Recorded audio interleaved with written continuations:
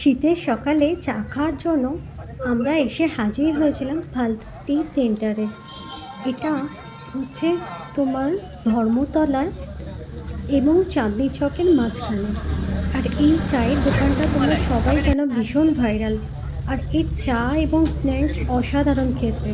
আমরা প্রথমে ট্রাই করেছিলাম একটা ব্রেড মালাই টোস্ট, যেটা এখানকার ফেমাস, এবং একটা স্যান্ডউইচ। দুটোই ছিল অসাধারণ খেতে।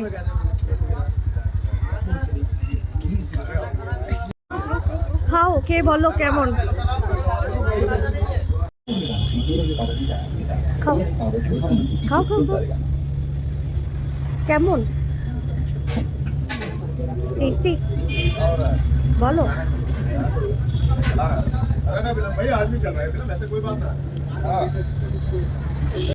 চাটা কেমন?